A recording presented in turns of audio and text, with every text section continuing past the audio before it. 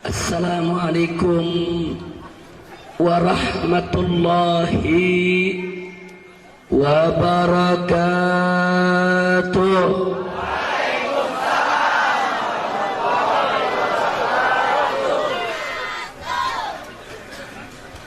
Bismillah walhamdulillah wala hawla wala quwwata illa billah. Ashhadu an la ilaha illallah wahdahu la syarika lah wa ashhadu anna sayyidana Muhammadan abduhu wa rasuluh la nabiyya ba'dah. Allahumma salli wa sallim wa barik ala sayyidina wa habibina wa syafi'ina wa maulana nabiyyina Muhammadin wa ala alihi at-tahirin at-tayyibin wa ashabihi al-ghurril mayamin wa man tabi'ahum bi ihsanin ila yaumiddin. Ibadallah, usikum jami'an wa nafsi bittaqwallah wa bita'ati rasulillahi sallallahu alaihi wasallam. Fanas'alullah subhanahu wa ta'ala an yahdiyana ila siratikal mustaqim wa yaj'alana minal muttaqin wa yudkhilana jannatahu jannatan na'im bihaqqi sayyidil mursalin walhamdulillahi rabbil alamin. Taqabbalallahu minna wa minkum fataqabbal ya karim. Kepada para alim ulama, para habaib, para kiai, para ajengan, para asatidzah yang sama kita cintai dan sama kita muliakan, dan selalu kita doakan semoga para alim ulama kita, kiai kita, habaib kita senantiasa diberikan kekuatan istiqamah di jalan Allah, diberkahi setiap langkah perjuangan dakwahnya, diberikan kemenangan dari dunia hingga akhiratnya.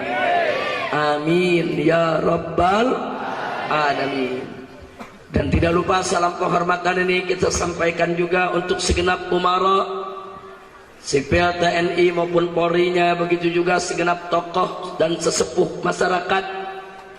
Mudah-mudahan kita doakan agar mereka semua senantiasa mendapatkan limpahan taufik dan hidayah, sehingga menjadi pemimpin yang beriman dan bertakwa, yang taat kepada Allah dan Rasul-Nya, yang cinta kepada rakyat dan negerinya. Amin ya rabbal alamin. Kemudian secara khusus salam penghormatan ini saya sampaikan kepada segenap panitia penyelenggara yang telah bekerja keras untuk mensukseskan acara ini, dan semua pihak yang telah ikut membantu berpartisipasi untuk kelancaran dan kesuksesan acara ini, teristimewanya untuk keluarga besar daripada Pondok Pesantren Sabilul Muhtadin, khususnya yaitu pendiri daripada pondok pesantren sekaligus pengasuh dan pembinanya, yaitu Al-Muhtaram Al-Mukarram Al-Ustadz Aliyuddin hafizahullah ta'ala wa ra'ah, famatanallah bituli hayatih wa nafa'ana bi ulumih, fabarakallahu lahu wa li talamidih, fabarakallahu li mahadi wa ahlih, fajarallahu subhanahu wa ta'ala mahadahu mahadan tayyiban, mahadan salihan, mahadan ma'muran. Amin ya rabbal alamin. Dan akhirnya secara sangat-sangat istimewa, salam penghormatan ini saya sampaikan kepada seluruh kaum bapak, kaum ibu, para pemuda, para pemudi, kaum muslimin dan muslimat rahimakumullah. Mudah-mudahan kumpulnya kita di tempat ini pada malam hari ini akan menjadi penyebab turunnya rahmat dan barakah. Amin ya rabbal alamin. Nah, saudara, pada kesempatan malam hari ini, pada acara halal bihalal yang sekaligus juga merupakan peringatan hari ulang tahun Republik Indonesia yang ke-69, maka saya ingin mengingatkan diri saya dan segenap kaum muslimin di dalam hidup berbangsa dan bernegara, siapapun manusianya wajib untuk menegakkan keadilan. Sekali lagi, wajib untuk menegakkan keadilan. Allah berfirman dalam Al-Quranul Karim, faqala ta'ala, innallaha ya'muru bil adli wal ihsan wa ita'i dzil qurba wa yanha 'anil fahsya'i wal munkar wa baghi ya'idukum la'allakum tadhakkarun. Shadaqallahul azim. Saya ingin menggarisbawahi awal ayat ini, innallaha ya'muru bil adli. Jadi sesungguhnya Allah memerintahkan dengan keadilan, yaitu memerintahkan seluruh umat manusia, teristimewanya mereka yang beriman, untuk selalu menegakkan keadilan. Jadi penegakan keadilan itu adalah amrun minallah, perintah yang datang dari Allah subhanahu wa ta'ala. Di dalam ayat yang lain Allah menyatakan, faqala ta'ala, wa idza hakamtum bainan nas antahkumu bil adli. Jika kamu menghukum di antara umat manusia, maka kamu mesti menghukum dengan adil. Ini juga merupakan perintah Allah, aturan Allah, ajaran Allah, di mana siapa yang menjadi penguasa, siapa yang diberikan oleh Allah kekuasaan, wajib untuk menegakkan hukum dengan adil, saudara. Tidak sampai di situ, Allah juga berfirman dalam ayat yang lainnya, di mana Allah nyatakan, faqala ta'ala, wa idza qultum fa'dilu. Jika kamu berucap kata, maka adillah kamu. Jadi Allah ini memerintahkan kita untuk adil dalam ucapan, dalam bersikap, dalam berbuat, dalam menghukum, dalam memutuskan. Wajib setiap orang yang beriman untuk menegakkan keadilan, saudara.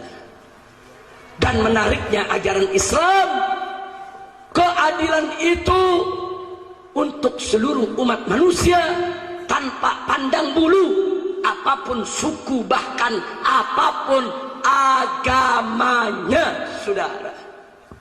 Allah menyatakan dalam Al-Quranul Karim, faqala ta'ala, wala yajrimannakum sana'anu qaumin ala alla ta'dilu i'dilu huwa aqrabu littaqwa. Subhanallah. Allah nyatakan dalam ayat ini, jangan sekali-kali kebencianmu kepada suatu kaum membuat kamu menjadi tidak adil. Jangan sampai gara-gara kita benci satu kelompok, kita menjadi tidak adil terhadap kelompok tersebut, saudara. Ini peringatan dari Allah. Allah nyatakan, i'dilu, wajib kalian menegakkan keadilan, wajib kalian berbuat adil, wajib. Kenapa? Karena keadilan itu adalah aqrabu littaqwa, yang paling dekat dengan ketakwaan. Alhamdulillah. Ini dahsyatnya ajaran Islam. Jadi kalau orang-orang barat sekarang berteriak justice for all, keadilan buat semua umat manusia. Itu bukan ajaran barat, saudara. Itu bukan ajaran Amerika dan Eropa. Itu adalah ajaran Islam. Islam mengajarkan kepada kita untuk bersikap adil, berkata adil, berbuat adil, memutuskan dengan adil kepada manusia yang manapun juga, saudara. Baik kepada kawan maupun kepada lawan, baik kepada orang Islam maupun kepada orang kafir. Wajib umat Islam bersikap adil, saudara. Maka itu saya mau tanya semua yang hadir sini, kalau gitu ajaran Islam indah tidak? Tidak. Jawab yang kompak semua, ajaran Islam indah tidak? Tidak. Bagus tidak? Berkah tidak?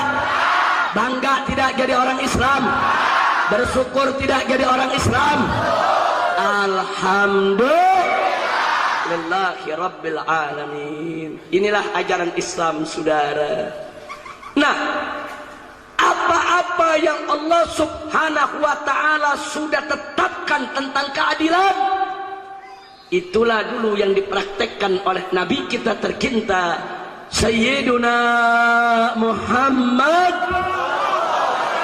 sallallahu alaihi wasallam. Sampai-sampai ada suatu peristiwa yang takkan pernah dilupakan oleh segenap umat Islam, saudara.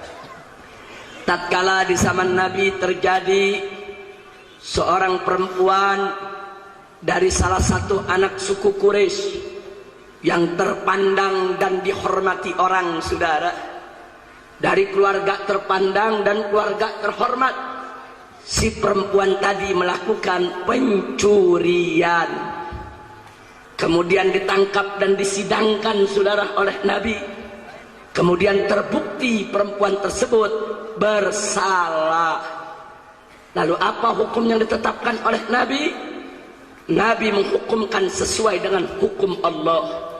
Allah berfirman dalam Al-Quranul Karim, faqala ta'ala as-sariqu was-sariqatu faqta'u aydiyahuma.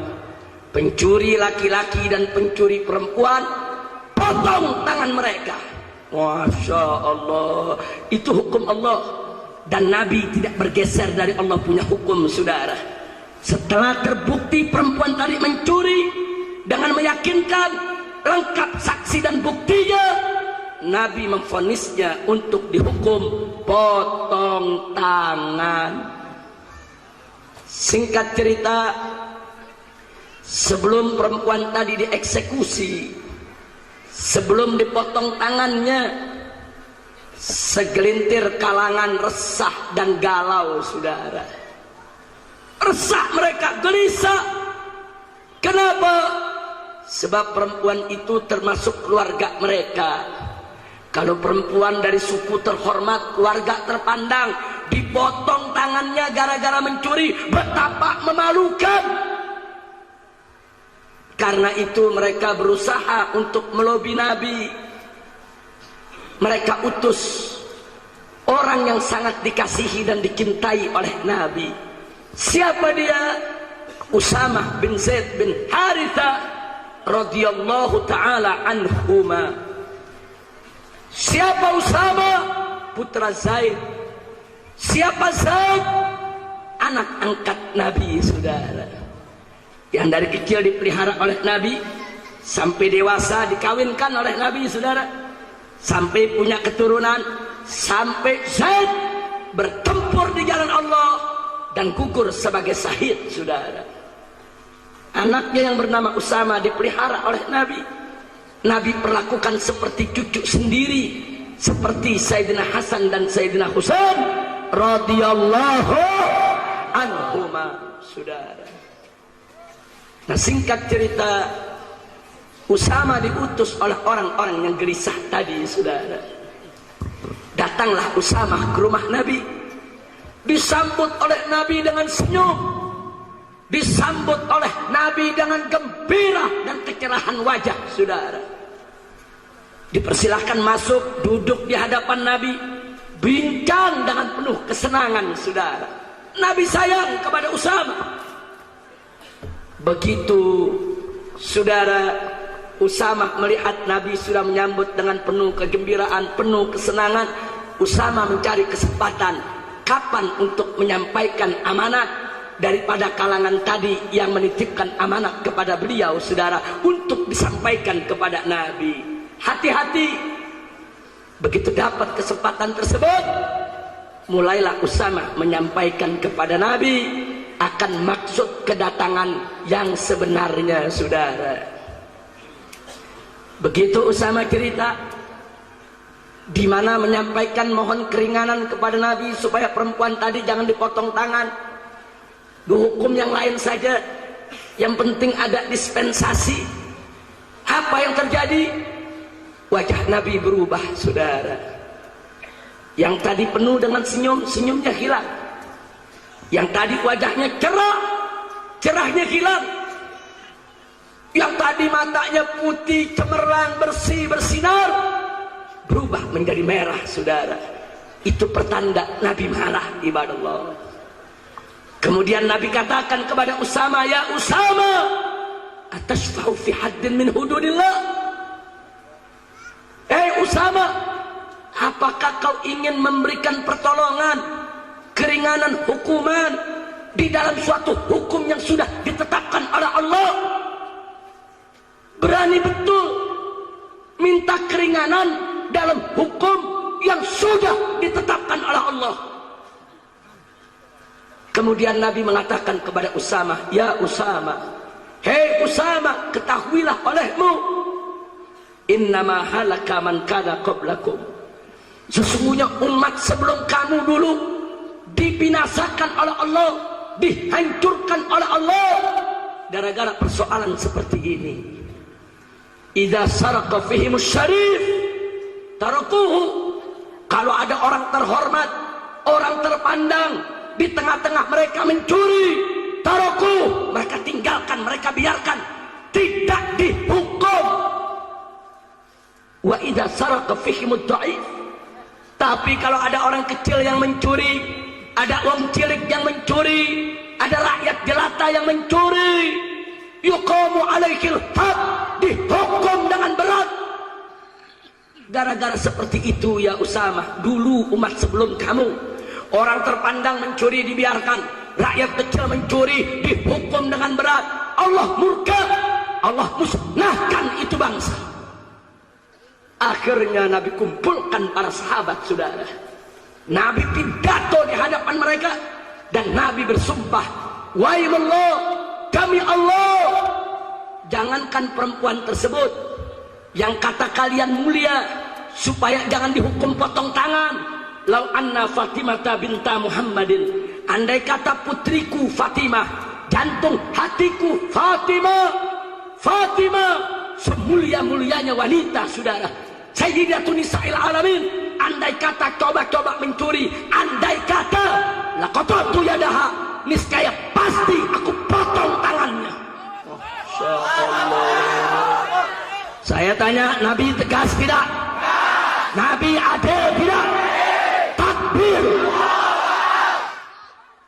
Hadis ini bukan untuk merendahkan Fatimah, saudara, tapi justru hadis ini menunjukkan betapa mulianya kedudukan Sayyidatuna Fatimah Zahra radhiyallahu taala anha.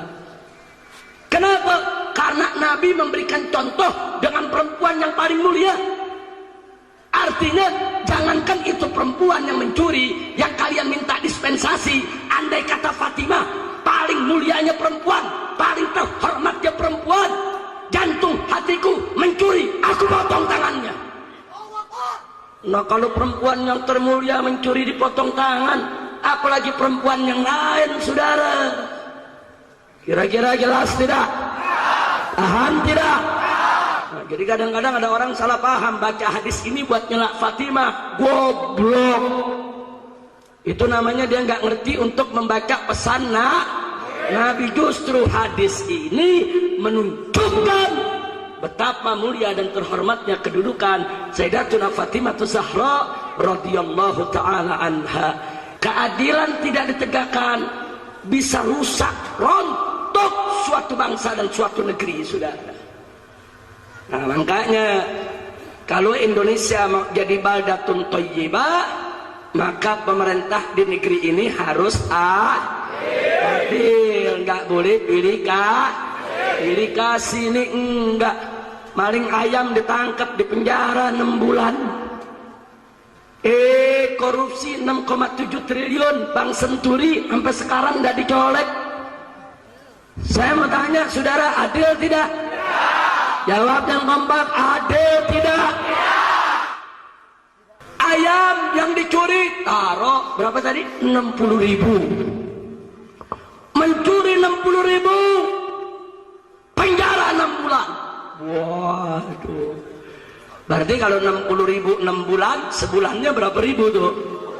10.000 sebulan penjara. Sekarang tolong dihitung, kalian nyolong 6,7 triliun.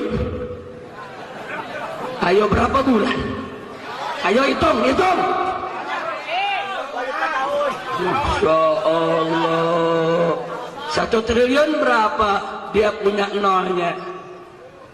1000 nolnya 3. 1 juta nolnya 6. 1 miliar 6-nya 9. 1 triliun nolnya 12. 12 nol. 12 nolnya. Saudara, 60.000. Saudara, 60.000 mencuri 60.000 6 bulan. Berarti mencuri 10.000 1 bulan. 10.000 1 bulan. 10.000 berapa nolnya? 4.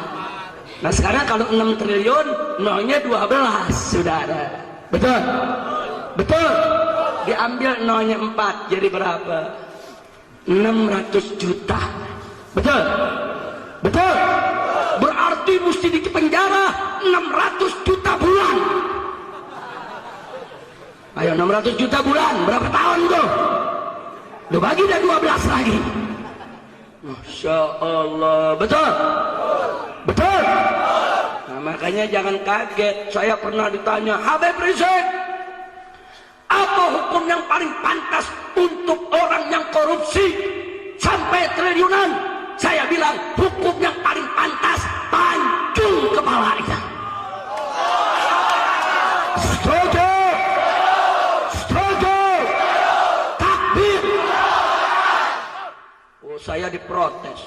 Habib Rizik jangan sembarangan ngomong tanpa dalil. Saya bilang, saya di sini saudara enggak sembarang ngomong.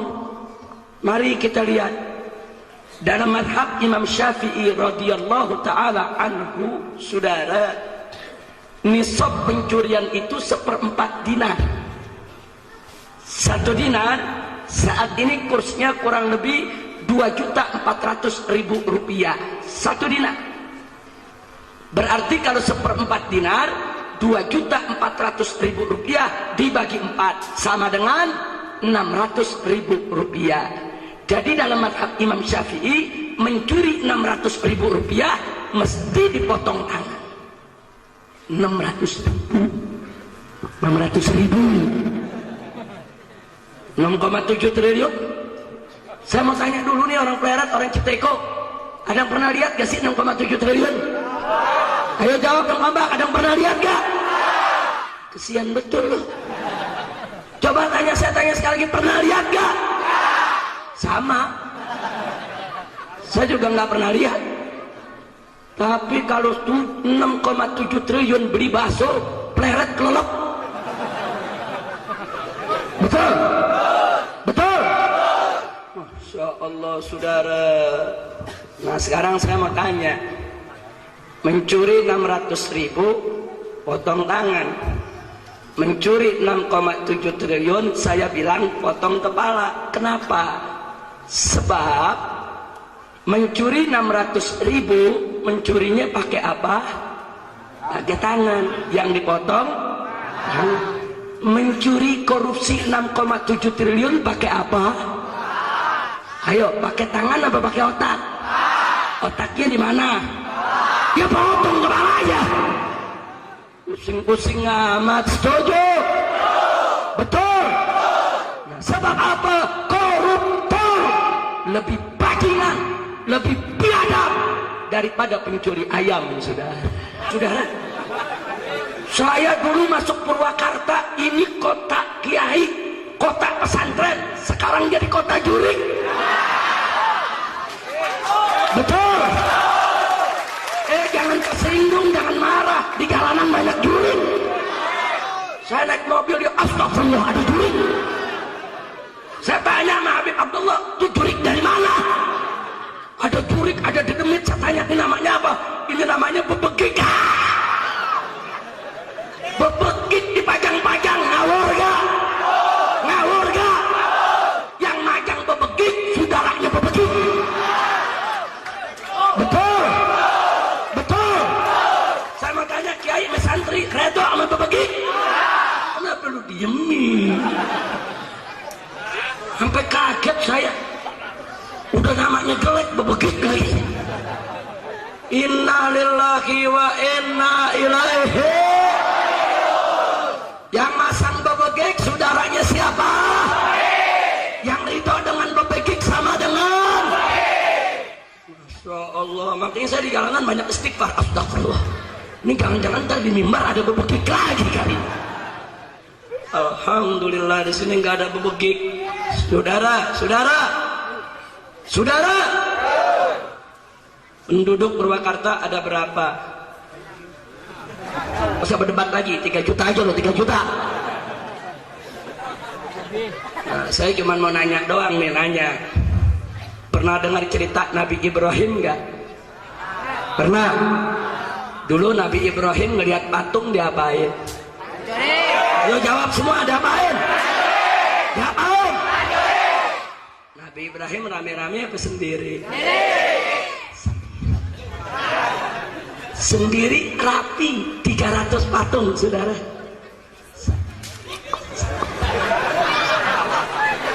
Betul? Betul? Nabi Ibrahim 300 patung sendirian, selesai. Orang Purwakarta 3 juta 8 patung, nggak rapi-rapi. Betul? Betul? 3 juta orang lihat bebegik kalah.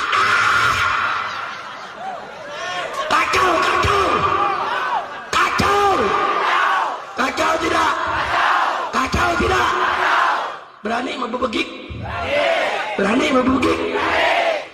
Bukan. Lu sama jurik lu takut? Tahu jurik? Tahu di Demit? Tahu bebegik? Kenapa lu diam? Saya mau tanya tuh, bahannya gampang dibakar gak? Saya nggak nyuruh, cuma ngajarin. Insya Allah. Nabi Ibrahim sendiri, saudara, 300 patung dihabisin, terus diam. Yang paling gede nggak dihancurin, ditaruh kampaknya. Begitu Namrud tanya, Ibrahim siapa yang ngancurin? Lu tanya aja sama yang gitu. Kan Tuhan lu tanya sama kecil-kecil siapa yang ngancurin? Nabi Ibrahim sendirian.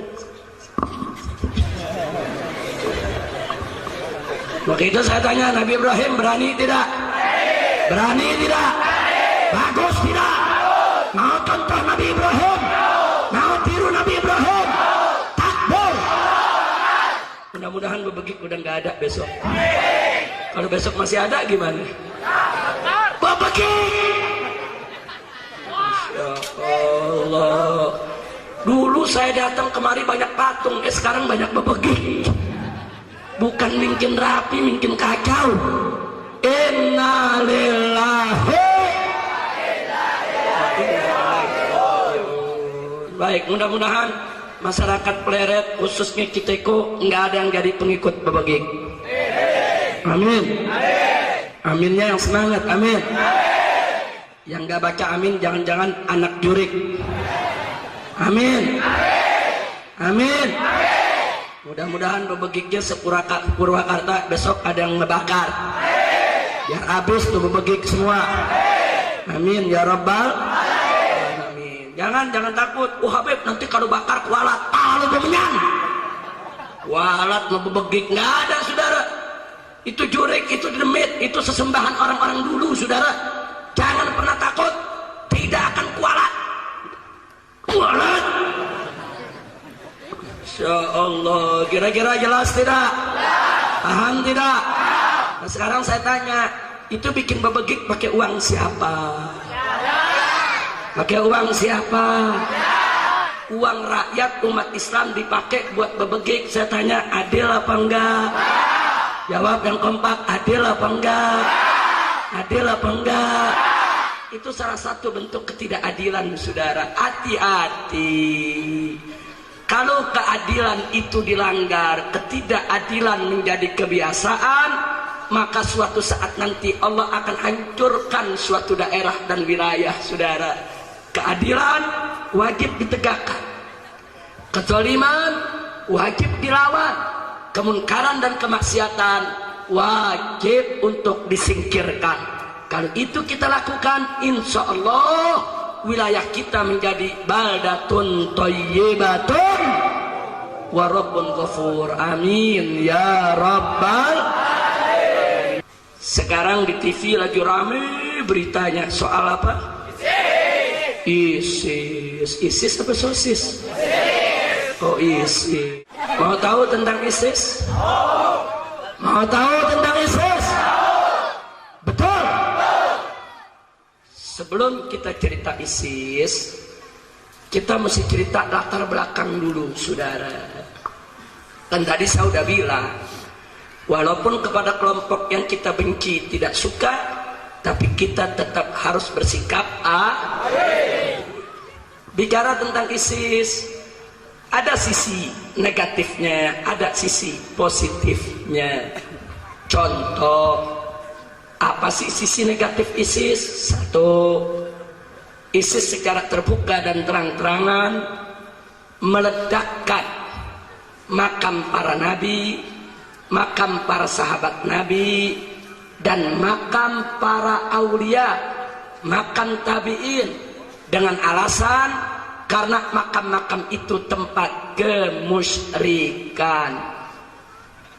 Ya, saya setuju dengan ISIS. Musyrik itu dosa besar yang tidak boleh kita biarkan. Saya setuju dengan ISIS. Saudara, kemusyrikan harus kita lawan. Tapi kami tidak sepakat dengan ISIS. Kalau ziarah kubur langsung disebut nyembah kuburan, saudara. Ziarah kubur bukan nyembah kuburan, saudara. Nyembah kubur haram, ziarah kubur sunnah Nabi, mesti dipisah, saudara. Jangan orang ziarah kubur langsung dituduh menyembah kubur, langsung disebut musyrik, langsung dibom kuburannya. Nah ini kita tolak, saudara. Makam Nabi Yunus dibom, makam Nabi Daniel, salah satu nabi dari Bani Israel dulu sebelum umatnya Nabi Muhammad, dibom. Makam sahabat Ammar bin Yasir radhiyallahu taala anhu dibom. Makam Uwais Al-Qarni, seorang tabi'in yang namanya disebut sama Nabi, saudara. Luar biasa orang soleh, dibom. Belum lagi makam aulia, makam sufi, makam ulama diledakkan. Dan kami punya dokumennya, dan ISIS mengakui itu, saudara. Artinya bukan fitnah. Dengan bangga mereka mengatakan, inilah kami sedang memerangi kemusyrikan. Nah ini salah satu yang saya katakan, sisi negatif ISIS yang tidak akan pernah bisa diterima oleh dunia Islam, apalagi oleh front pembela Islam. Yang kedua, ISIS telah dengan sengaja dan konfrontatif menghidupkan perang antar mazhab, saudara. Di Irak itu Syiah tempur dengan Syiah, Sunni tempur dengan Sunni, apalagi Sunni dengan Syiah, saudara. Saling serang, saling bunuh. Milisi Syiah menyerbu kampung-kampung Sunni, milisi Sunni menyerbu kampung-kampung Syiah. Perang antar madhab, saudara, satu perang yang nggak pernah diajarkan oleh Nabi Muhammad Sallallahu Alaihi Wasallam. Saya tanya, perang sesama umat Islam bagus atau jelek? Perang sesama umat Islam bagus atau jelek? Ini yang dilakukan oleh ISIS yang kami secara terus terang menolak. Tapi jangan mentang-mentang begitu kita benci ISIS, terus kita kelewat batas, saudara. Sampai bendera ISIS kita bakar, hati-hati. Bendera ISIS itu tulisannya La ilaha illallah Muhammadur Rasulullah. Kalau Anda bakar itu bendera, berarti Anda membakar kalimat La ilaha illallah. Walaupun Anda bilang kami bakar ISIS, tidak. Yang Anda bakar adalah kalimat La ilaha illallah, kalimat Muhammadur Rasulullah. Haram itu Anda bakar. Anda semua menghormati kalimat La ilaha illallah tidak? Jawab yang kompak, kalimat La ilaha illallah itu suci tidak? Mulia tidak? Agung tidak? Apa boleh diinjak-injak? Apa boleh dibakar? Tidak. Jadi kalau benci jangan kelewatan, saudara. Kalau benci kelewatan, nanti akal kita nggak jalan, saudara. Jangan. Baik, itu sisi negatif ISIS. Tapi ada yang positif. ISIS bercita-cita menegakkan khilafah Islamiyah. Siapa yang nggak mau, saudara? FPI pun bercita-cita menegakkan khilafah Islamiyah. ISIS bercita-cita menerapkan syariat Islam secara kafah. Siapa yang tidak mau, saudara? FPI juga bercita-cita untuk menerapkan syariat Islam secara kafah. ISIS mengumumkan perang terhadap Amerika dan sekutunya yang membunuhi umat Islam. Bagus, FPI juga ingin sekali untuk terus memerangi Amerika dan sekutunya yang zalim terhadap umat Islam. Betul? Di sini bagus, tidak kita protes, hanya saja kita ingatkan, mendirikan khilafah memang baik, menerapkan syariat Islam memang wajib, tapi tidak boleh menghalalkan segala cara, saudara. Kita menegakkan khilafah, nggak sampai di situ. Beberapa ulama Ahlus Sunnah wal Jamaah mereka bunuh karena dianggap tidak mendukung perjuangan mereka, saudara. Seperti yang dilakukan Jabhah Nusrah umpamanya di Syria. Ini Jabhah Nusrah dengan ISIS satu pengkol, sama-sama dari Al-Qaeda, saudara. Apa yang dilakukan oleh Jabhah Nusrah? Mereka membunuh Profesor Dr. Muhammad Said Ramadan Al-Buti yang umurnya sudah 84 tahun, saudara.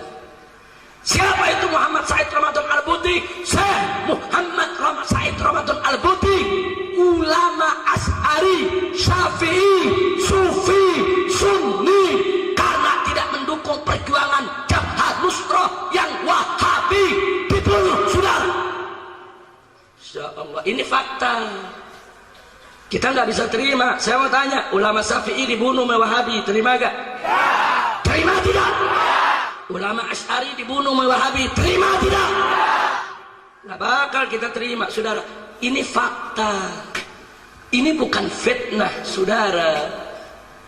Nah maka itu, saudara, kita sudah paham.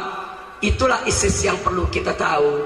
Nah pertanyaannya, kenapa FPI nggak langsung saja umumkan tolak ISIS, banyak ISIS? Nggak bisa, saudara. Tolak ISIS, ya kami menolak. Tapi kanyang ISIS, tunggu dulu. Kenapa? Saya tidak mau FPI diperalat oleh siapapun. Apakah oleh pemerintah, apakah oleh intelijen, apakah Densus 88 untuk melaknat ISIS, untuk mengganyang ISIS. Karena kami tidak mau diadu domba sesama muslim, saudara. Betul? Takbir. Mau diadu domba sesama muslim? Mau diadu domba sesama muslim? Ya, kami tidak setuju dengan ISIS. Kami protes, kami kritik itu ISIS. Tapi kami tidak mau diadu domba dengan ISIS. Tidak. Sebab kalau kita diadu domba, orang kafir yang tepuk tangan, saudara. Nah, maka itu, saudara, mau tahu kenapa ISIS itu lahir di Irak? Mau tahu? Betul? Kapan? Sekarang juga? Panjang ceritanya. Bagaimana kalau tahun depan? Biar nanti Ustadz Aliuddin bikin acara lagi. Setuju? Udah setuju? Alhamdulillah. Lu sekarang atau kapan? Sekarang juga? Kalau saya nggak mau, lu kayak ISIS lu, dan paksa-paksa aja. Masya Allah. Baik saudara, saya tidak mau panjang lebar cerita soal ISIS ya. Tapi mari kita lihat apa yang terjadi di Irak selama 15 tahun saudara. 15 tahun yang lalu tentara Amerika dan 40 negara Eropa menyerbu habis-habisan Irak saudara. 40 hari 40 malam kota Baghdad dan sekitarnya dibombardir, tidak berhenti, dilululantakkan Irak saudara. Setelah itu baru tentara-tentara Amerika dan sekutunya masuk ke dalam Irak. Apa yang terjadi? Mereka masuk, mereka perkosa perempuan-perempuan Irak, mereka bunuh orang-orang tua kita di Irak saudara. Ulama-ulama yang menentang Amerika ditangkap, dipenjara di penjara Abu Ghraib, penjara yang paling sangat menakutkan di Irak saudara. Berapa banyak perempuan muslimah dimasukkan ke penjara Abu Ghraib, tiap hari diperkosa secara bergilir oleh tentara Amerika. Biadab. Nggak sampai di situ saudara, nggak sampai di situ. Mereka acak-acak itu negeri, mereka adu domba antara Sunni dan Syiah saudara. Mereka angkat pemerintahan Syiah yang menjadi pemimpin, yang Ahlus Sunnahnya mereka singkirkan saudara. Supaya apa? Supaya Syiah dan Sunni bermusuhan. Padahal selama ini Syiah dan Sunni di Irak saudara, mereka berkeluarga, mereka berhubungan, mereka berdagang bersama, nggak ada yang ribut satu sama lainnya. Tapi kali ini diadu oleh Amerika saudara. Pemerintahan baru merekrut tentara, merekrut polisi, semua yang direkrut orang-orang Syiah saudara. Yang Sunni tidak terima, marah, ngamuk. Dia hanya membuat Sunni semakin marah. Saddam Hussein digantung oleh pemerintahan Syiah perkis di hari raya Idul Adha. Ya, Saddam Hussein kejam, tapi sungguh pun begitu, yang Sunni tidak terima. Sengaja Amerika yang adu domba saudara. Akhirnya Sunni dan Syiah di mana-mana tempur, di mana-mana perang. Milisi-milisi Syiah kalau masuk kampung Sunni saudara, ada yang namanya Abu Bakar dibunuh, ada yang namanya Umar Utsman dibunuh saudara, tanpa ampun. Begitu juga yang milisi Sunni saudara, oh tanpa ampun, mereka masuk ke kampung-kampung Syiah, mereka bunuh lagi. Ini yang terjadi di Irak selama 15 tahun sudah. Dan oknum-oknum tentara, oknum-oknum polisi dari pemerintahan Irak sering melakukan pemerkosaan terhadap perempuan-perempuan muslimah di Irak saudara.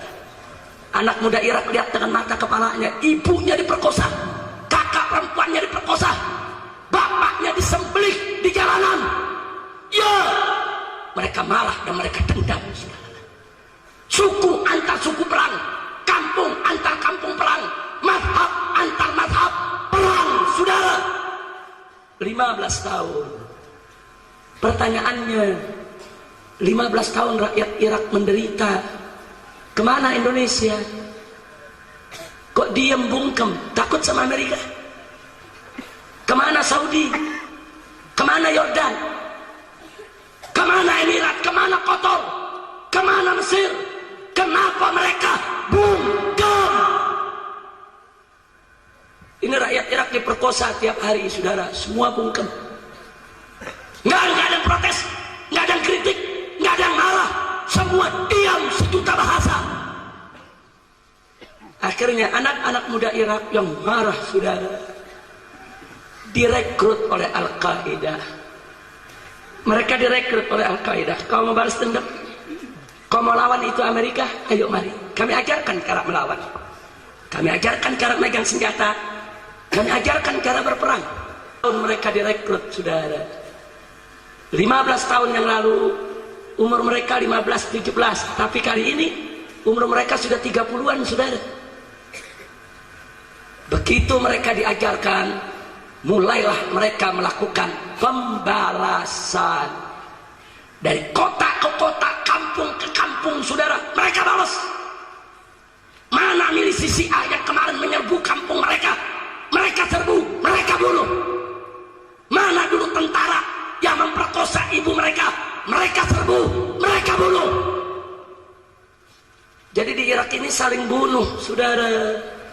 Sampai-sampai ribuan warga Irak ketakutan, ratusan ribu lari dari Irak, saudara. Kemana mereka lari? Mereka pakai sampan-sampan, pakai perahu-perahu kecil, saudara. Mereka lari ke Malaysia, mereka lari ke Bangladesh, mereka lari ke Australia, dan banyak yang terdampar di Indonesia, saudara. Begitu mereka melakukan pembalasan, mereka serbu markas tentara.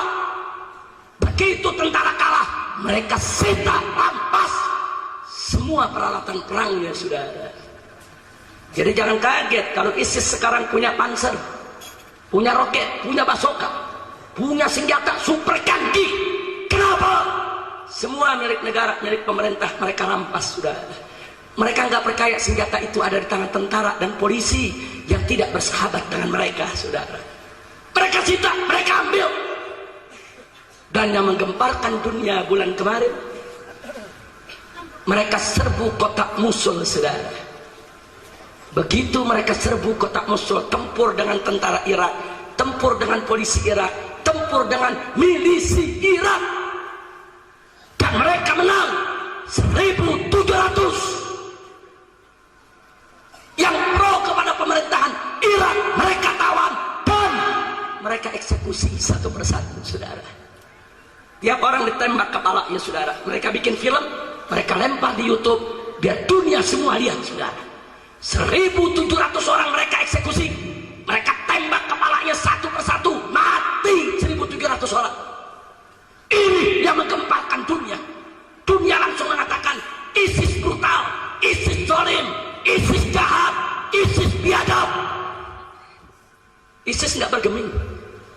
Mereka balik bertanya, ya, kami zalim, kami jahat, kami brutal, kami biadab. Kalian berteriak sekarang. Kemarin saat mereka memperkosa ibu kami, mereka menyembelih daripada ayah-ayah kami, mereka bunuh saudara-saudara kami. Di mana kalian? Masya Allah, ini persoalan serius, saudara. Kenapa saya cerita begini? Saya bukan ingin membela ISIS, enggak. Saya tidak terima ISIS, saya tolak ISIS. ISIS nggak boleh ada di Indonesia, saudara. Cuma saya selaku pimpinan Front Pembela Islam wajib bersikap adil, harus bicara apa adanya. Kenapa ISIS lahir? Sebab terjadi kezaliman di Irak, saudara. Nah, karena itu kemarin pada pemerintah, kalau pemerintah tidak mau ISIS ada di Indonesia, gampang. Bagaimana caranya? Jangan zalim, tegakkan keadilan. Jangan ganggu umat Islam, jangan peres rakyat, jangan rampas lahan-lahan tanah-tanah rakyat, jangan rampas pasar-pasar milik rakyat. Betul? Jangan zalimi rakyat, jangan musuhi pondok pesantren, jangan biarkan aliran sesat, jangan biarkan Islam dihina, jangan biarkan kemungkaran dan kemaksiatan. Betul? Polisi jangan zalim, tentara jangan jahat. Betul?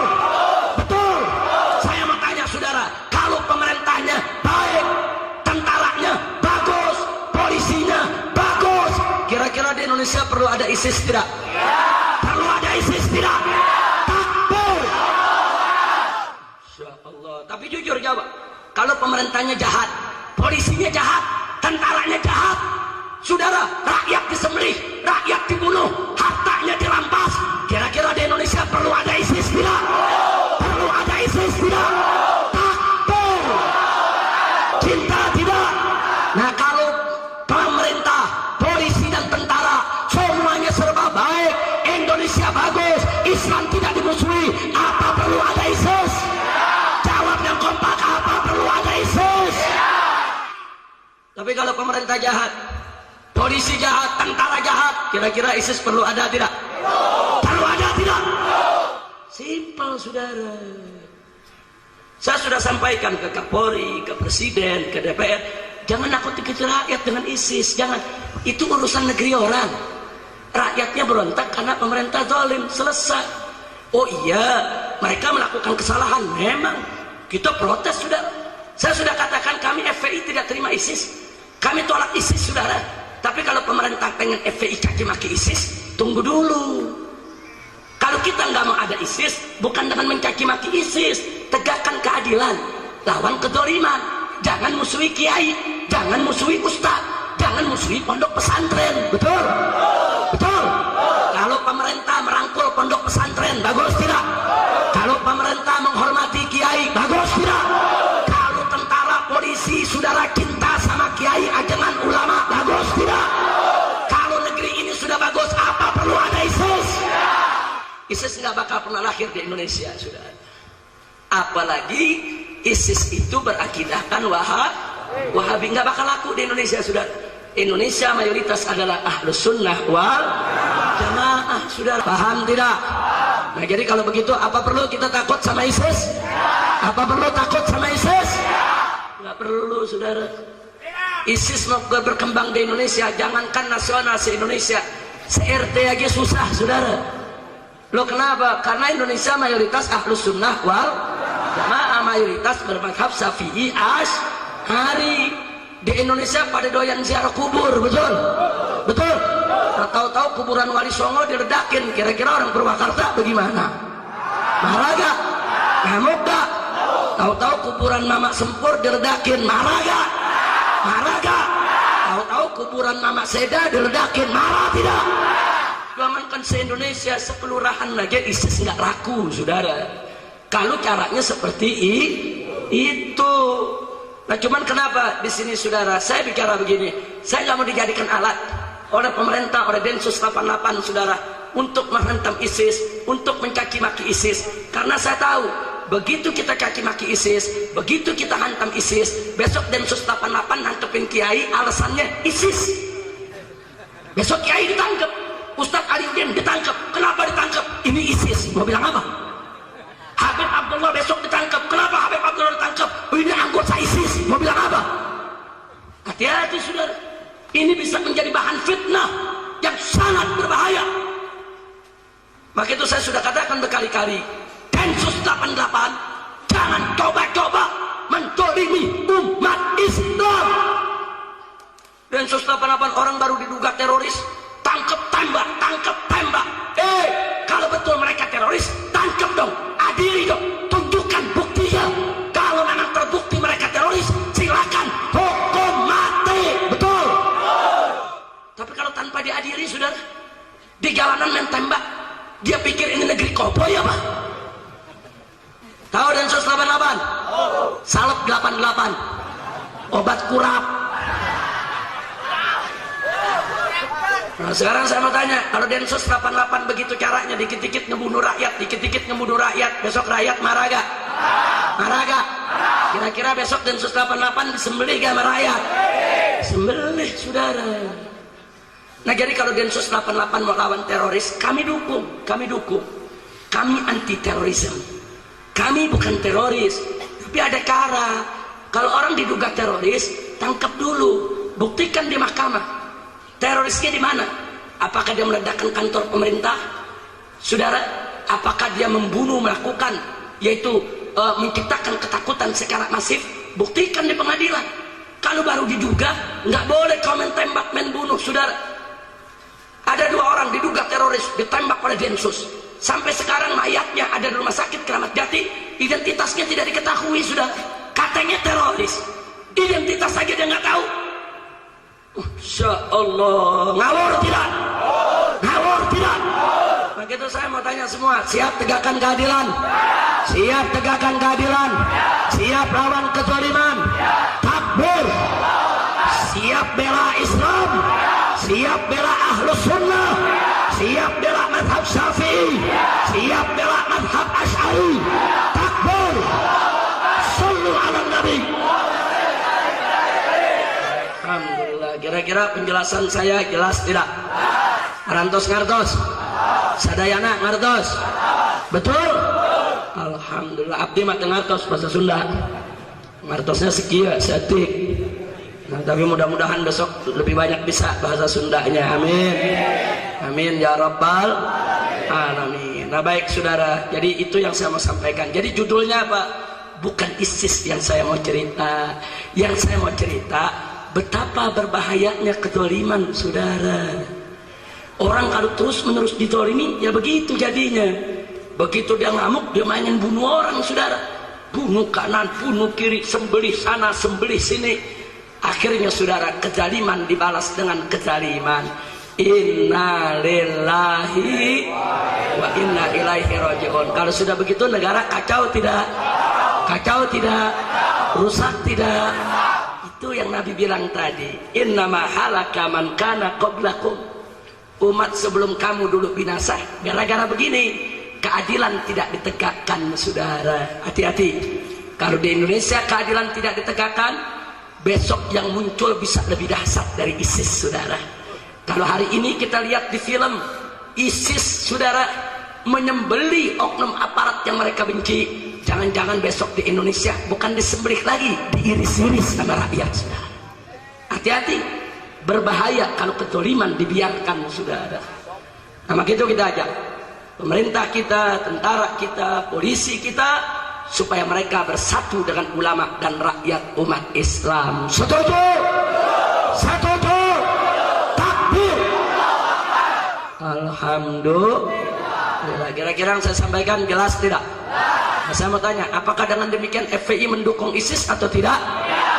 Tidak, saudara. Ada orang salah paham. Wah, ini Habib Rizik dukung ISIS, pala lu dominan. Lu jangan-jangan dengar ceramahnya ngantuk lu. Oh, benar Habib Rizik. Bukan, saya tidak bela ISIS. Saya menolak ISIS. Bahkan seluruh laskar FPI dari Sabang sampai Merauke kami larang untuk ikut ISIS atau mendirikan ISIS. Bahkan kami larang mereka untuk jihad ke Syria dan ke Irak, saudara. Kenapa? Karena musuhnya nggak jelas. Kami kirim ke Thailand Selatan, musuhnya jelas. Tentara-tentara Buddha Thailand yang setiap hari ngebunuhin umat Islam di selatan Thailand sudah. Kami kirim ke selatan Filipina, musuhnya jelas. Tentara-tentara Kristen Filipina yang setiap hari ngebunuhin umat Islam di selatan Filipina, saudara. Kami kirim ke Myanmar untuk berjuang, berlatih di Bangladesh sampai saat ini, saudara. Hanya tinggal menunggu waktu untuk masuk ke Myanmar untuk jihad melawan orang-orang Buddha yang membantai umat Islam dari suku bangsa Rohingya, saudara. Musuhnya jelas, betul? Betul? Kalau musuh jelas, saudara, kami kirim anak-anak kami. Musuh tidak jelas, tidak boleh. Nah, jadi jangan terus katakan, oh FPI dukung ISIS. Nggak betul. Dari mana FPI dukung ISIS? FPI menolak ISIS, tapi FPI tidak mau diperalat oleh orang lain untuk mencaci maki ISIS, saudara. Hati-hati Pak Bu ya. Saya kasih contoh. FPI di televisi beritanya yang bagus-bagus atau yang serem-serem? Serem-serem, saudara. Saya mau tanya, kalau FPI lagi tabligh akbar, ada masuk TV? Kalau FPI lagi bagi santunan sama anak yatim sama janda, ada masuk TV? FPI 1.300 laskarnya berangkat ke Aceh, kemudian mengumpulkan 100.000 mayat di Aceh, saudara. Diurus itu mayat, saudara, sebagaimana mestinya sesuai aturan syariat. Saya tanya, itu pekerjaan kecil atau besar? 100.000 mayat itu sedikit atau banyak? Ada masuk TV? Nggak ada, saudara. FPI turun gempa di Jawa Barat, gempa di Sumatera Barat, meletus Merapi 2 kali di Yogyakarta, saudara. Berbulan-bulan kami bantu rakyat di sana, merapikan rumah mereka, merapikan masjid, merapikan fasilitas umum. Ada masuk TV? Tidak. Nggak ada, saudara. FPI dialog dengan senyum di DPR, dialog dengan gubernur-gubernur di daerah. Ada masuk TV? Tidak. Tapi begitu FPI lagi ngemplang liberal, masuk TV gak? FPI lagi ngemplang Ahmadiyah, masuk TV gak? FPI lagi ngacak-ngacak tempat minuman keras, masuk TV tidak? Itu yang masuk TV, saudara. Saya lagi senyum, lagi ketawa, lagi bercanda, ada masuk TV? Kalau saya lagi melotot, marah-marah, masuk TV, saudara. Akhirnya orang di kampung-kampung, ibu-ibu bilang, Habib Rizik salah melotot dulu. FPI serem, panas, kerjaannya ngacak-ngacak, merusak saja. Kenapa? Sebab yang disetel yang serem-serem, saudara. Paham? Ngerti? Nah saudara, begitu juga ISIS. Yang disetel di TV cuma yang serem-serem. Yang gak seremnya nggak ada yang nyetel. Kenapa? Saya tunjukkan sebabnya. Kenapa FPI yang disetel yang serem-serem, saudara? Kenapa? Satu, supaya masyarakat benci kepada FPI. Yang kedua, supaya masyarakat menjauh dari FPI. Dan yang ketiga, supaya masyarakat menuntut FPI dibubarkan, saudara. Jadi begitu masyarakat benci kepada FPI, menjauh dari FPI, minta FPI dibubarkan, maka pemerintah dengan mudah menyatakan FPI dibubarkan. Kan simpel, saudara. Tapi kalau masyarakatnya nggak benci, kalau masyarakatnya nggak menjauh, kalau masyarakatnya nggak mau FPI bubar, pemerintah nggak bisa untuk membubarkan, saudara. Itu namanya pengkondisian. Dikondisikan dulu FPI jelek, brutal, ganas, saudara, supaya rakyat benci, menjauh, minta bubar, baru pemerintah bubarkan, saudara. Dicek tidak? Jahat tidak? Sekarang mari kita lihat soal ISIS, saudara. Anda tahu siapa yang gerah soal ISIS, saudara? Yang gerah negara-negara di sekitar Irak dan Syria, saudara. ISIS ngancam, kami akan serbu Saudi Arabia karena pemimpin di Saudi Arabia antek-antek Amerika. Mereka ngancam akan serbu Qatar, akan serbu Emirat, saudara. Kenapa? Mereka anggap pemimpin-pemimpin Arab ini, saudara, budak-budak Amerika, antek-antek Amerika. Mereka ngancam Saudi ketakutan, seluruh tentara ditaruh di perbatasan, masih takut kepada ISIS. Mereka bayar kepada PBB 1 triliun supaya Amerika memerangi ISIS, saudara. Biar Anda tahu, negara-negara Arab yang menjadi antek-antek Amerika ketakutan. Amerika juga takut, saudara.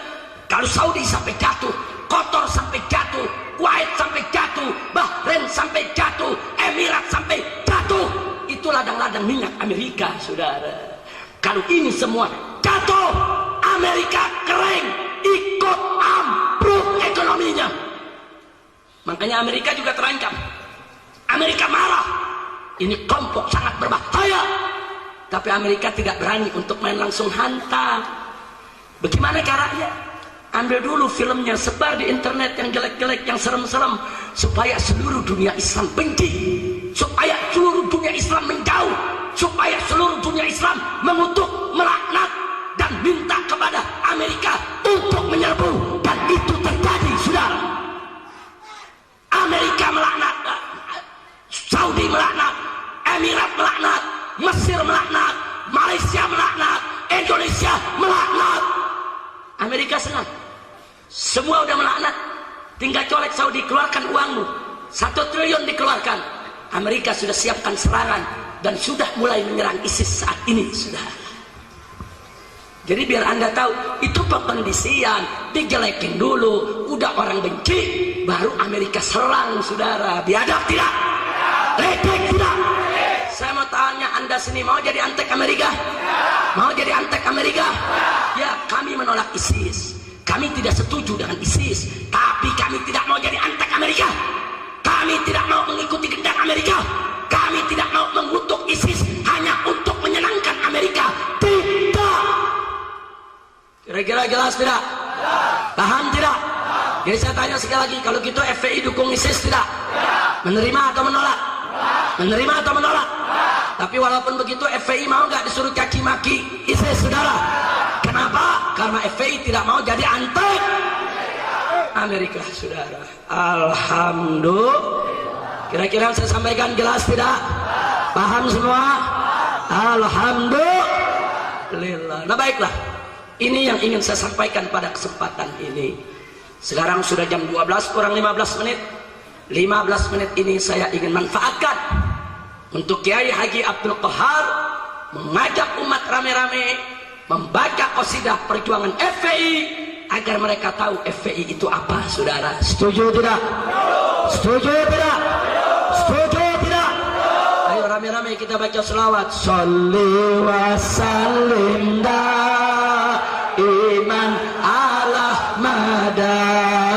Sholli wa sallim daiman ala mada.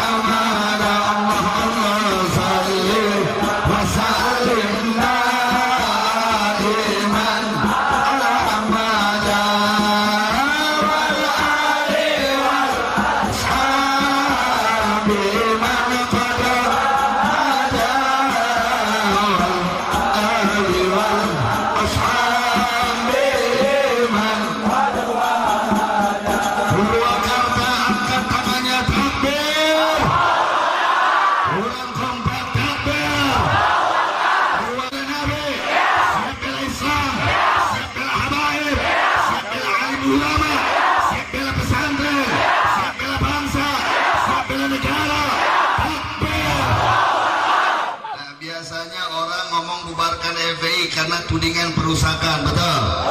Biasanya orang ngomong bubarkan FPI karena tudingan kekerasan, betul.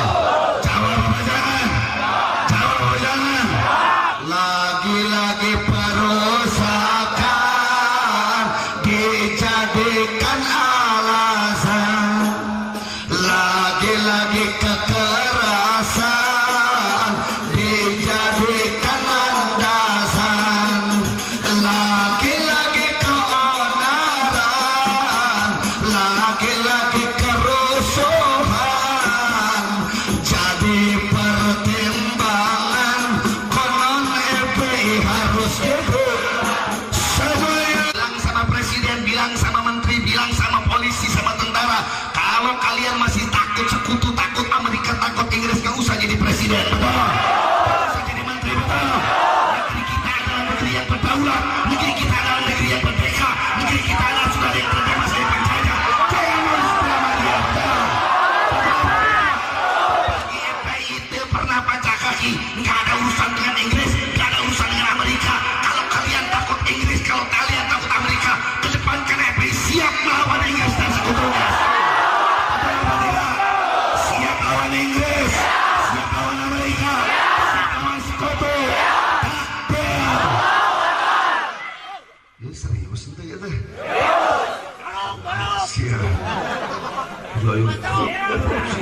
Sekarang lo besok lusa diajak tempur, mungkin sekali lagi jawab kompak, siap.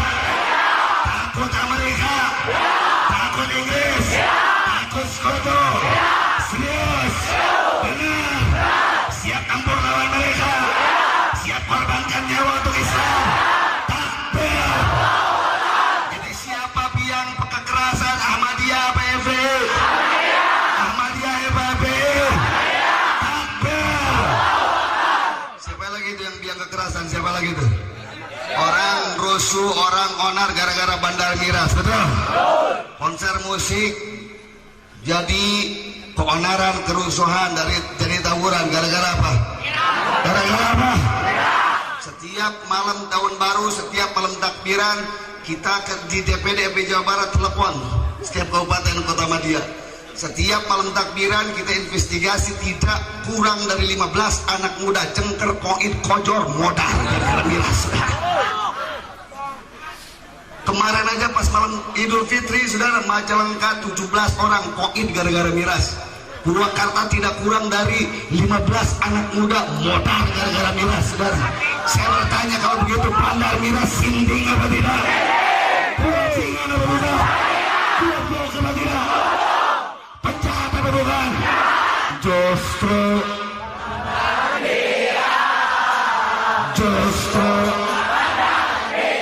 kurang kompak, justru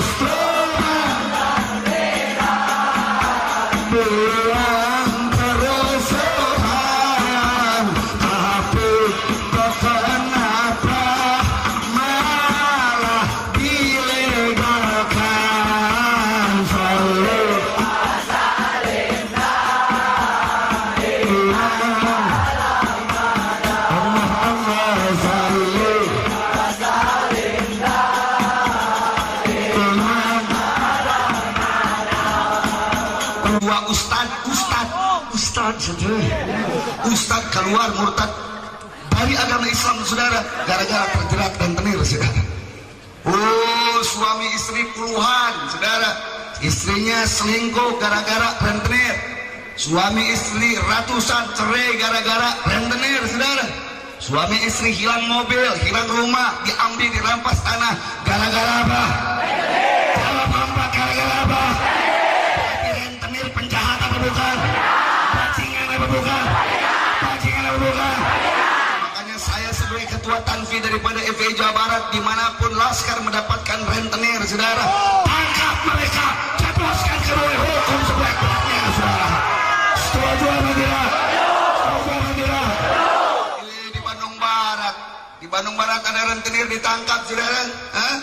Rentenir ditangkap, utang pokoknya kita lunasi, kita kerjasama dengan BMT, datang oknum aparat pakai pangkat puluhan, saudara, nyerang FPI. Lawan apa jangan? Lawan apa jangan? Saya bilang sama laskar, nggak ada urusan dengan kolonel, nggak ada urusan dengan jenderal. Apa urusan kalian datang untuk bela rentenir? Demi Allah, kalau kalian datang bela rentenir, kalian berarti membela setan, dan kami siap berkorbankan nyawa demi Allah dan Rasulnya. Betul tidak?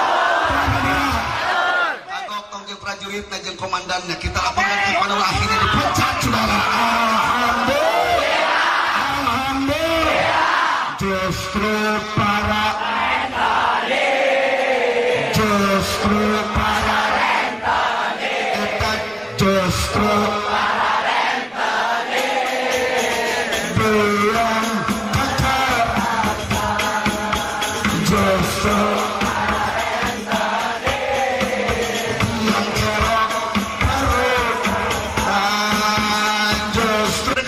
sampai 15%, sampai 30 bulan, bahkan ada yang 100%. Kira-kira mereka penjahat apa bukan? Melanggar aturan apa tidak? Harusnya ditangkap apa dibiarkan? Tangkap apa dibiarkan? Berarti kalau FPI tangkap para rentenir yang keliling masuk ke kampung-kampung, masuk ke pasar-pasar, masuk ke pesantren-pesantren, saya bertanya, dukung apa tidak? Berarti yang dilakukan oleh FPI benar apa salah? Ini ayat yang besok nganyuk ke rentenir, ayat. Ini ayat tapi sok nganyuk. Mana jalan merangkap recek ayo. Hati-hati saudara. Nabi kita Sayyiduna Maulana Muhammad SAW, inna lirriba tis'an wa tis'ina baban. Sesungguhnya renten itu membukakan 99 pintu gerbang dosa, saudara. Sekali kita meminjam dari dua rentenir, sekali ada rentenir dibiarkan masuk ke kampung-kampung, sama dengan membukakan 99 pintu gerbang dosa, saudara.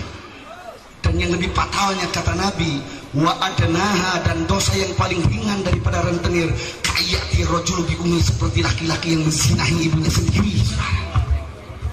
Saya bertanya ke najis apa tidak? Biadab apa tidak? Biadab apa tidak? Takbir. Terus kan? Menges jam 12.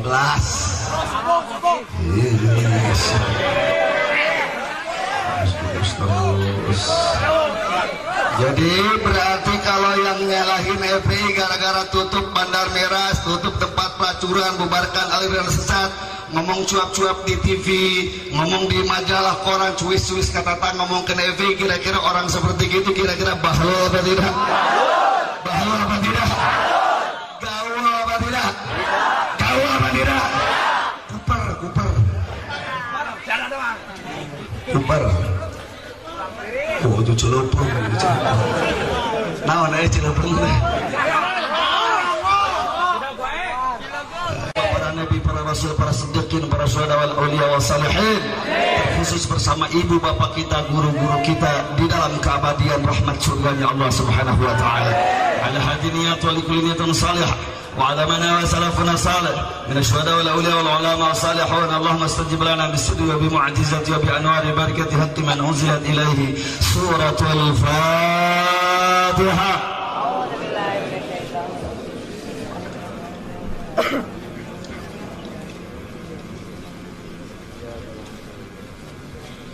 Assalamualaikum warahmatullahi wabarakatuh. Jangan dulu bubar, ini belum ada doa. Nanti doa akan ditutup kalau doa tutup. Silakan. Beliau sekolah di Universitas Al-Azhar Kairo Mesir, dan doakan mudah-mudahan beliau bisa melanjutkan perjuangan untuk menegakkan amar ma'ruf nahi munkar. Kita minta beliau untuk memimpin doa penutupnya. Bismillahirrahmanirrahim. Alhamdulillahirabbil alamin. Allahumma shalli ala sayyidina Muhammad wa ala ali sayyidina Muhammad. Allahumma arham jam'ana hadza jam'an marhuma wa tafarruqana min ba'dihi tafarruqan ma'suma wa la taj'al fina wa la minna wa la ma'ana wa la man ma'ana shaqiyan wa la mahruma. Allahumma arham jam'ana hadza jam'an mashkura wa tafarruqana min ba'dihi tafarruqan maghfura. Allahumma arham ummata sayyidina Muhammad. Allahumma jbur ummata sayyidina Muhammad. Allahumma astur ummata sayyidina Muhammad. Allahumma farrij an ummati sayyidina Muhammad. Allahumma ansur ummata sayyidina Muhammad. Allahumma ansur ummata sayyidina Muhammad. Allahumma ansur ikhwanana fil Iraq, wansur ikhwanana fi Syria, wansur ikhwanana fi Gaza, wansur ikhwanana fi Palestin, wansur ikhwanana fil Yaman, wansur ikhwanana fi Mesir, wansur ikhwanana fi jami'il bilad min buldanil muslimin. Allahumma barik biladana hadha biladal mahbub Indonesia. Allahumma hdi ru'asa Indonesia wa ra'iyatihim ila siratikal mustaqim. Allahumma hdina fi man hadait. Allahumma rabbana taqabbal minna innaka antas samiul alim wa tub alaina innaka antat tawwabur rahim. Allahumma ahlikil kafarata wal musyrikin. Allahumma ahlik Israel wa Amerika. Allahumma ahlik Israel wa Amerika. Allahumma ahlik Sahyuni wa atba'ahum wa junudahum. Allahumma mazzikhum kulla mumazzaq. Allahumma shattat shamlahum. Allahumma farrik jam'ahum. Allahumma qallil adadahum. Allahumma anzil al-'adhaba ilayhim. Allahumma rabbana atina fid dunya hasanah wa fil akhirati hasanatan wa qina adzaban nar. Da'wahum fiha subhanakallahumma wa tahiyyatuhum fiha salam wa akhiru da'wana wa da'wahum alhamdulillahi rabbil alamin bil qabul. Sampai di sini selesai acara kita. Saya sampaikan terima kasih kepada para alim ulama, para kiai, para ustadz, khususnya kepada Ustadz Aliuddin, pimpinan Pondok Pesantren Sabilul Muhtadin. Kita doakan mudah-mudahan Ustadz Aliuddin diberkahi Allah, rahmati Allah, pondok pesantrennya dijadikan ma'hadan thayyiban. Dan secara khusus saya ucapkan terima kasih kepada Habib Abdullah bin Syah Abu Bakar. Beliau ini adalah pimpinan Front Pembela Islam di Pleret. Beliau dulu kuliah di Syria, dan beliau termasuk yang pernah belajar dengan almarhum Profesor Dr. Muhammad Said Ramadan Al-Buti bersama Wakil Ketua Umum FPI yaitu Kiai Haji Ahmad Sobri Lubis. Jadi pimpinan FPI di Pleret ini adalah Habib Abdullah bin Syekh Abu Bakar. Beliau seorang yang berilmu, punya pengalaman belajar di luar, bahasa Arabnya juga cukup bagus.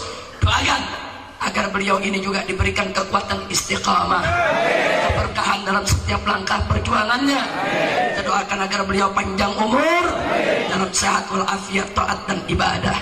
Nah, itu saja yang bisa kita sampaikan. Terima kasih atas segala perhatian. Mohon maaf atas segala kekurangan dan kekhilaafannya. Hadani Allah wa iyyakum ila siratihil mustaqim. Wallahul muwaffiq ila aqwamit thariq. Wassalamualaikum warahmatullahi wabarakatuh.